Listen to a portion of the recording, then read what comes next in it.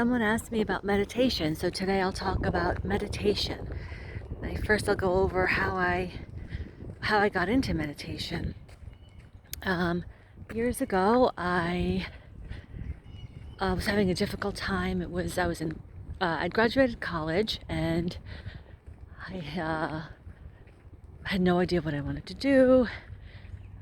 Every job I could go for seemed like hell on earth. Basically, being trapped in a cube. This was way before we could work remotely. Doing something I wasn't interested in. So I went back to graduate school. I also had a broken engagement. I went to graduate school, paid a ton of money for graduate school, and hated it. I thought, oh my gosh, why am I going for this degree that I don't even care about?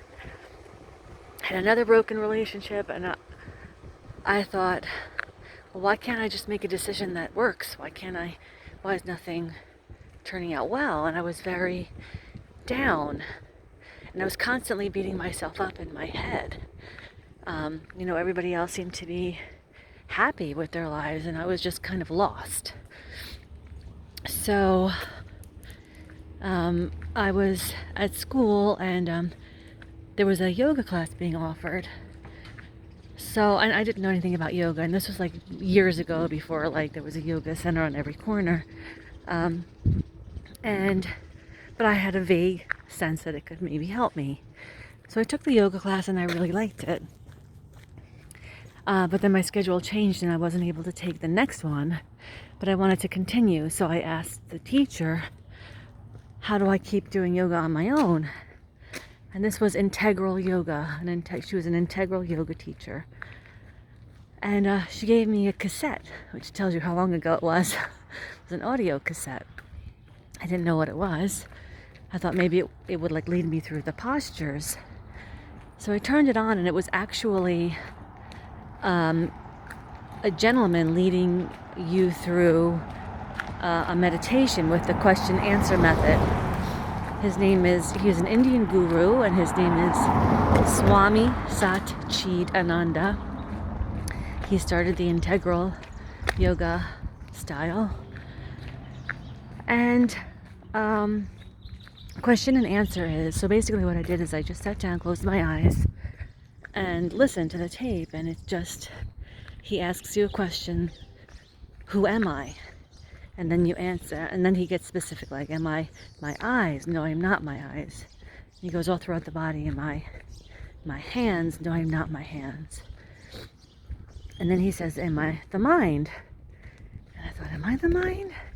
And the answer is no, I'm not the mind. Of course we're not the mind, because then who would be asking, am I the mind, right? Who is in us looking at the mind? Am I my thoughts? No, I am not my thoughts. And then he said, visualize yourself standing outside of yourself. Oh God.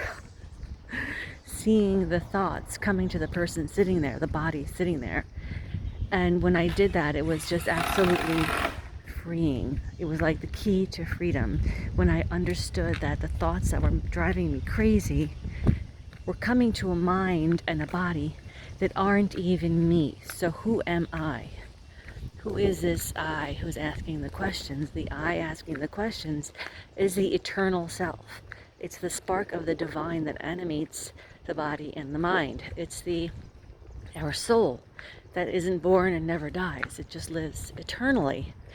It's having a lifetime in a body, but it will live on without the body eventually.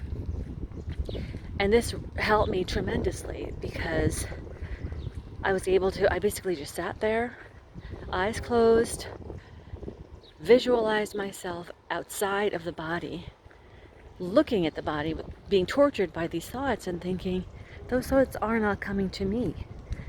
I am perfection. I can never be bothered or driven crazy by these thoughts. They're not even coming to me. They're coming to this body and this mind.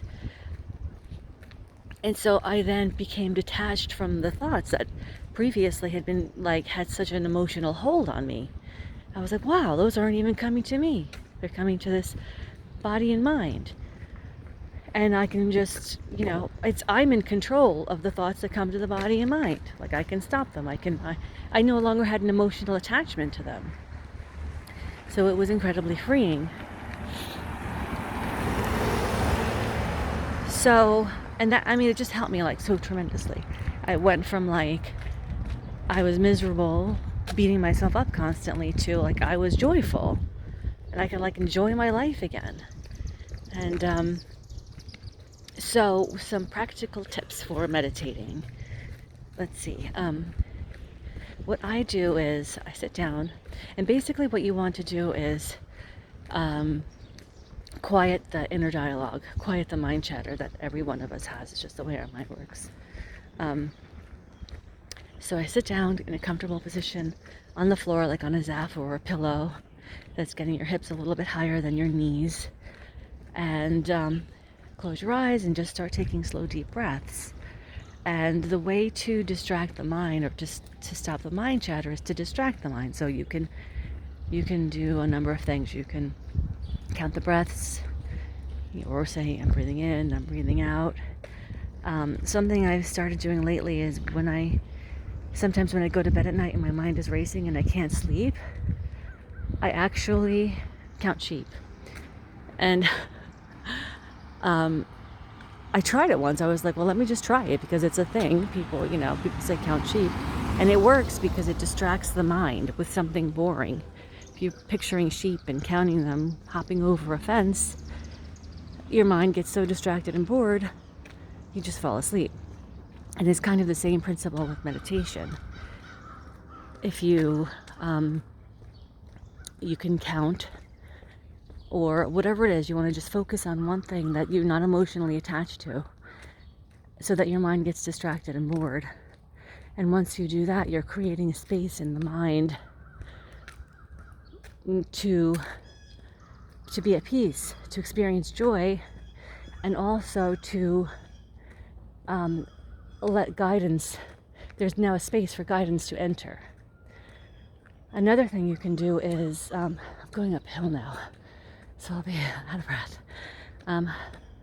Another thing you can do is, sometimes while I'm sitting there, and one important thing is, what we do as humans when we're sitting, for some reason we put our tongue to the roof of our mouth. Make sure that you remove the tongue from the roof of your mouth. And so you're relaxed and you're not so much in your body. And sometimes what I do is I imagine, once I'm in that state of having stopped the mind chatter, I imagine my skeleton dissolves, my skin, my eyes, my whole body and mind dissolve. And it's just me sitting there, eternal me, sitting there. And that's another way to create a space for guidance to enter. So leave a comment, let me know if it resonates. Let me know if you try it. Let me know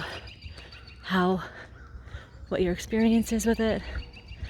Like, subscribe, share, and I'll see you in the next one.